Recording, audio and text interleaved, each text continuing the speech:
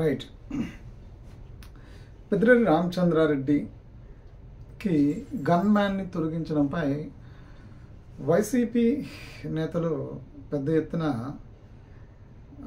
దీని మీద ఒక వాదన అయితే పెట్టారు. సోషల్ మీడియా వేదికగా కొన్ని మీడియా సంస్థల్లోనూ ఇదో పెద్ద ప్రపంచ విపత్తులాగా, ఇదేదో నేరం ఘోరం లాగా దీన్ని ఇచ్చేసే పరిస్థితిలో కనిపిస్తున్నారు.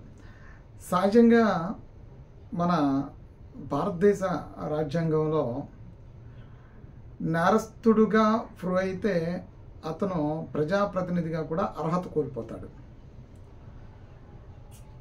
ఇక్కడ న్యాయస్థానాల్లో బెయిల్ మీద, ముందస్తు బెయిల్ మీద బయట తిరుగుతున్న వ్యక్తులు ఇవాళ కాకపోతే భవిష్యత్తులో ఎప్పుడైనా వాళ్ళకున్నటువంటి పదవిని, ఆ పవర్ని కోల్పోవాల్సిన పరిస్థితి వస్తుంది. ఈలోపు వాళ్ళు ప్రజాస్వామ్యంలో ప్రజాప్రతినిధులు ముసుగులో తిరుగుతుంటారు కాబట్టి ఆ ముసుగు తొలగేదాకా తప్పదు. కానీ పెద్దిరెడ్డి రామచంద్రారెడ్డి ఈ మధ్య రాజమండ్రి సెంట్రల్ జైలుకి ములాఖత్కి వెళ్ళారు. ములాఖత్కి ఎందుకు వెళ్ళారు అనేది అందరికీ తెలిసిన విషయమే. మిథున్ రెడ్డి అని పెద్దిరెడ్డి రామచంద్రారెడ్డి కొడుకు, Rajampet MP, member of parliament.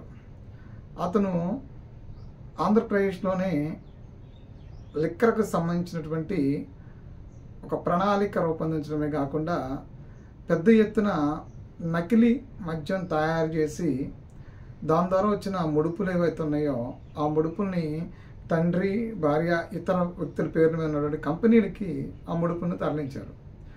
ఆ కేసులో ఆంధ్రప్రదేశ్ ప్రభుత్వం వేసినటువంటి special investigation team, SIT, SIT దర్యాప్తులో ఈయన అంతిమ లబ్ధిదారు. ఎవరైతే ఈ స్కామ్ ద్వారా లబ్ధి పొందిన వ్యక్తి ఎవరైతే ఉన్నారో అతను తర్వాత వ్యక్తిగా సిట్ దాన్ని నిర్ధారించింది. రీసెంట్గా ఆయన అరెస్ట్ అయ్యి రాజమండ్రి సెంట్రల్ జైల్లో ఉన్నారు. ఆ ములాఖత్కి వెళుతూ గన్మ్యాన్ ఎవరైతే ఉన్నారో కాళీషా అనే గన్మ్యాన్కి క్యారేజీలు పెట్టామని, అంటే ఒక ఆరోపణను ఎదుర్కొంటూ జైల్లో ఉన్నటువంటి ఒక ప్రజాప్రతినిధి అయినటువంటి ఎంపీ, అదేవిధంగా ఒక ఎమ్మెల్యే గన్మ్యాను క్యారేజీలు మోయటాన్ని రాజ్యాంగ విరుద్ధంగా, అంటే వాళ్ళకి ఇచ్చినటువంటి ఆ గన్మ్యాన్ని ఇచ్చేటప్పుడే కొన్ని రూల్స్ అండ్ రెగ్యులేషన్స్ ఉంటాయి. రూల్స్లో ఎక్కడ కూడా గన్మ్యాన్ క్యారేజీలు మొయ్యాలి, క్యారేజీలు గడగాలి, క్యారేజీలు పట్టుకెళ్ళాలి. ఇదంటే యజమానికి చేతికి దెబ్బ తగిలితే ఇదని కాదు, అతనికి ఏమీ కాకుండా ఉండి పర్యవేక్షకుడు, ఒక అంగరక్షకుడుగా ఉంటాడు.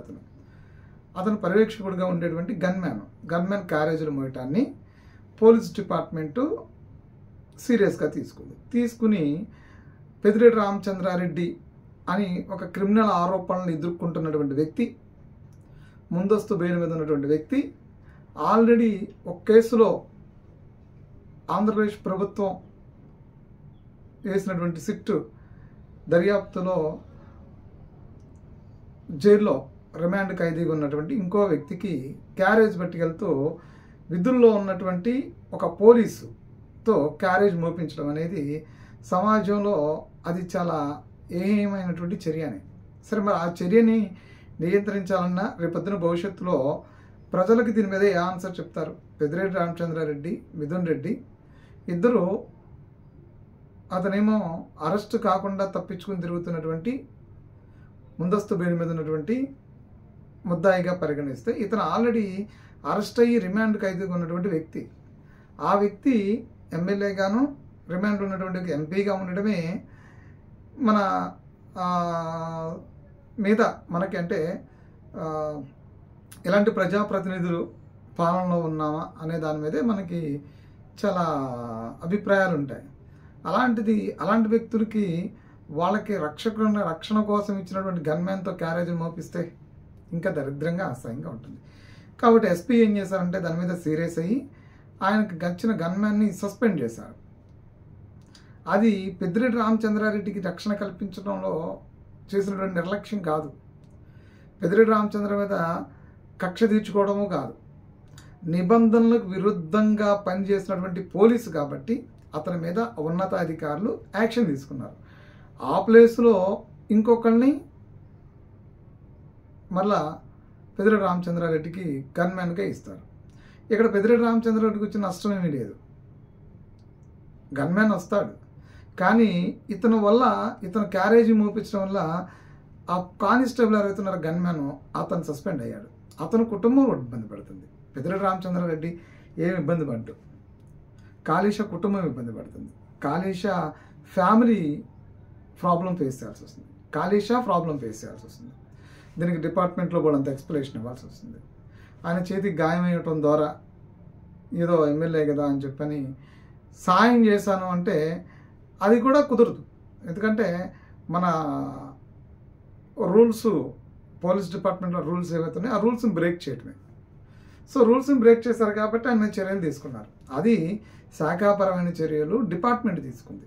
ఇందులో పెద్దిరెడ్డి మీద ఏం కేసు పెట్టలేదు, పెద్దిరెడ్డి నేను సస్పెండ్ చేయలేదు, పెద్దిరెడ్డి నేను జైల్లో పెట్టలేదు. పెద్దిరెడ్డికి కలిగిన నష్టం ఏమి లేదు. కాళీషాకి జరిగింది నష్టం, ఆ గన్మ్యాన్కి జరిగింది నష్టం. గన్మ్యాను అనవసరంగా స్ట్రగుల్ ఫేస్ చేస్తున్నారు అనే దాని మీద మాట్లాడాలి.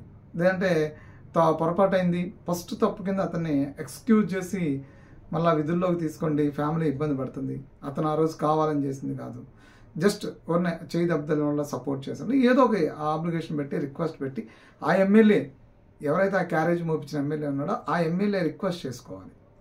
అంతేగాని ఇక్కడేదో పెద్దిరెడ్డి రామచంద్రారెడ్డికి ఏదో Z+ కేటగిరీ భద్రత ఉన్నట్టు, రెండంచెల భద్రతలో ఉన్నట్టు,